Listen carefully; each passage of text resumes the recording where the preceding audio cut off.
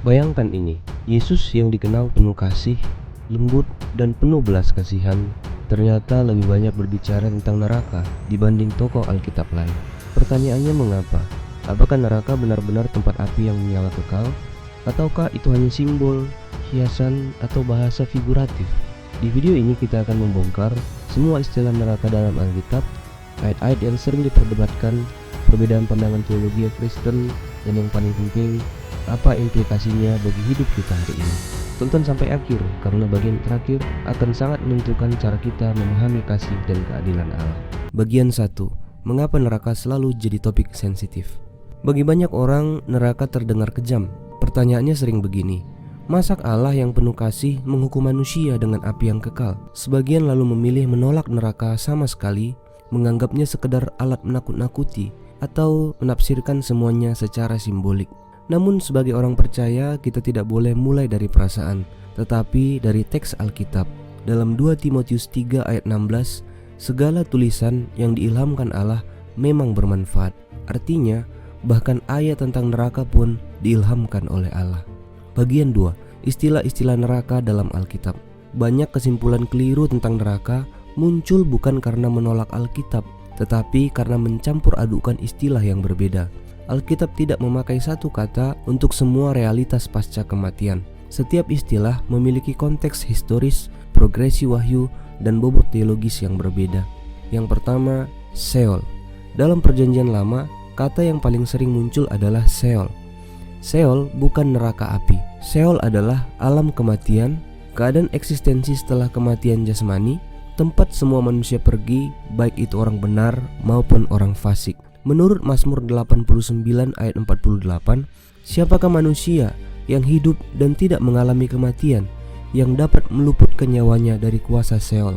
Secara teologis, Sheol menunjukkan keterbatasan pemahaman Perjanjian Lama tentang kehidupan setelah mati. Juga fokus Perjanjian Lama pada kehidupan kini dan relasi perjanjian. Sheol lebih menekankan status eksistensi daripada hukuman moral. Jadi Sheol tidak sama dengan penghakiman terakhir. Yang kedua, Hades. Dalam Perjanjian Baru, Sheol diterjemahkan menjadi Hades. Yesus memperluas pemahaman ini dalam Lukas 16 ayat 19 sampai 31 dalam cerita orang kaya dan Lazarus. Hades digambarkan sebagai tempat sementara, ada kesadaran, ada penderitaan, dan ada pemisahan. Namun penting, Hades bukan tujuan akhir. Dalam Wahyu 20 ayat 14, lalu maut dan Hades dilemparkan ke dalam lautan api. Jadi secara teologis, Hades adalah kondisi antara atau intermediate state, menunjukkan bahwa kematian bukan akhir kesadaran dan menjadi pendahulu penghakiman terakhir. Yang ketiga, Gehenna. Ini istilah paling keras dan paling serius. Gehenna berasal dari lembah Ben Hinnom di luar Yerusalem. Secara historis, ini adalah tempat penyembahan berhala, lokasi pengorbanan anak dalam Yeremia 7 ayat 31, dan simbol kenajisan dan penghukuman. Yesus mengangkat lokasi ini menjadi simbol penghakiman ilahi yang final. Matius 10 ayat 28, takutlah kepada Dia yang berkuasa membinasakan baik jiwa maupun tubuh di dalam Gehenna. Secara teologis, Gehenna berarti hukuman bersifat etis dan moral, berkaitan langsung dengan pertanggungjawaban dosa, tidak netral seperti Sheol atau Hades. Gehenna menunjuk ke realitas hukuman akhir, bukan sekedar keadaan sementara. Yang keempat, lautan api. Istilah ini muncul dalam literatur apokaliptik. Wahyu 20 ayat 14-15, inilah kematian yang kedua, lautan api. Ciri-ciri utamanya adalah hukuman final setelah kebangkitan dan setelah penghakiman terakhir. Secara teologis, ini bukan metafora kosong. Ini melambangkan realitas penghukuman kekal, puncak keadilan Allah. Jadi, kesalahan fatal adalah menyamakan semuanya. Alkitab justru menunjukkan progresi wahyu, dari kematian, kesadaran, hukuman, dan penghakiman kekal. Bagian 3, api kekal, harfiah atau kiasan. Mari jujur dan adil. Alkitab memang memakai bahasa simbolik, tetapi pertanyaannya bukan apakah apinya simbol, melainkan apakah hukumannya nyata dan kekal. Ayat-ayat kunci untuk menjawab hal ini terdapat dalam Matius 25 ayat 46. Dan mereka ini akan masuk ke tempat siksaan yang kekal, tetapi orang benar ke dalam hidup yang kekal. Markus 9 ayat 48, di mana ulat-ulat bangkai tidak mati dan api tidak padam.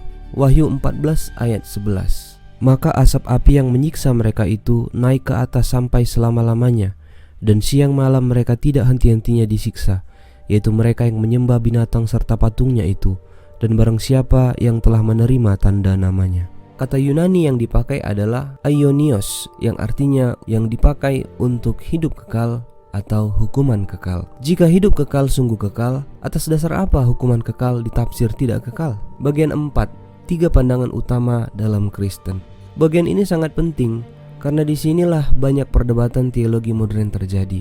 Perlu ditegaskan sejak awal, ketiga pandangan ini ada di dalam dunia Kristen, tetapi tidak memiliki bobot biblika yang sama. Mari kita bahas satu persatu secara adil, mendalam, dan jujur. Yang pertama, pandangan tradisional.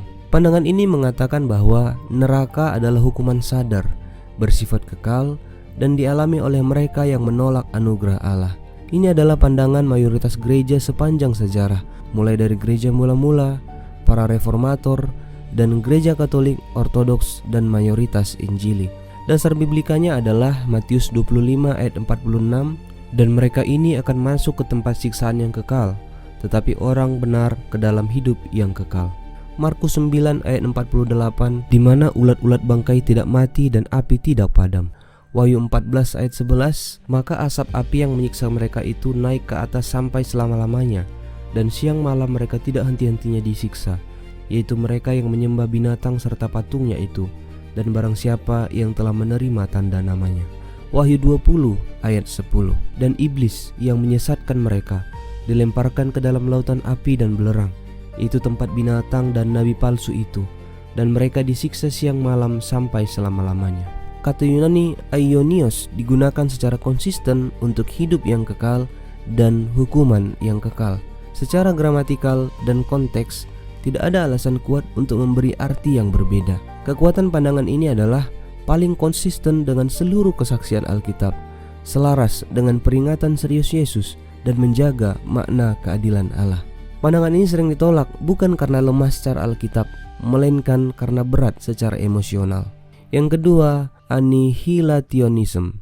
Pandangan ini menyatakan bahwa orang fasik benar-benar dihukum, tetapi tidak disiksa kekal, akhirnya dimusnahkan atau berhenti eksis. Pandangan ini dianut oleh beberapa teolog Injili modern dan kelompok Advent. Ayat-ayat yang sering dipakai Matius 10 ayat 28, Roma 6 ayat 23, dan Yohanes 3 ayat 16. Pendukungnya menafsirkan bahwa maut sama dengan non-eksistensi, binasa sama dengan lenyap selamanya.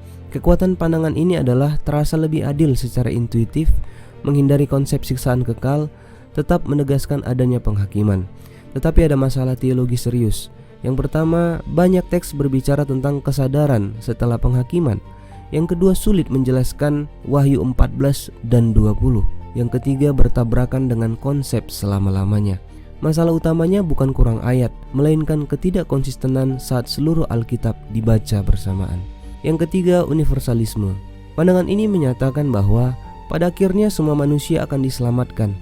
Neraka hanya bersifat sementara atau korektif. Pandangan ini populer dalam teologi liberal dan wacana modern. Ayat yang sering dikutip 1 Timotius 2 ayat 4, Roma 5 ayat 18, Kolose 1 ayat 20.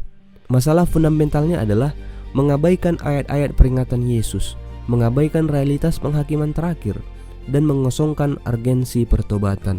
Jika semua akhirnya diselamatkan, mengapa Yesus memperingatkan neraka begitu keras? Mengapa salib menjadi keharusan? Mengapa ada penghakiman terakhir? Universalisme gagal bukan karena kekurangan kasih, melainkan karena mengorbankan kebenaran demi kenyamanan. Ketiga pandangan ini perlu dikenal, namun mengenal tidak sama dengan menyamakan. Jika kita serius tunduk kepada Alkitab, maka pandangan tradisional tetap paling kuat secara teks, dan dua pandangan lain muncul sebagai respon terhadap kesulitan emosional. Bagian 5, apakah neraka bertentangan dengan kasih Allah? Ini poin paling penting. Neraka tidak bertentangan dengan kasih Allah. Justru neraka menunjukkan Allah itu adil, menghormati kehendak bebas manusia, dan menunjukkan seriusnya dosa. Salib adalah bukti Allah lebih memilih mati daripada melihat manusia binasa. Pertanyaan terakhir bukan apakah neraka itu api atau kiasan, tetapi mengapa Yesus begitu serius memperingatkan kita? Jika neraka tidak nyata, Yesus tidak perlu mati di kayu salib. Jika video ini membuka wawasan kamu, tulis di komentar "Saya belajar sesuatu hari ini". Bagikan video ini bukan untuk menakut-nakuti, tetapi untuk menyelamatkan. Subscribe karena di video berikutnya kita akan bahas surga dalam Alkitab, mitos atau janji nyata.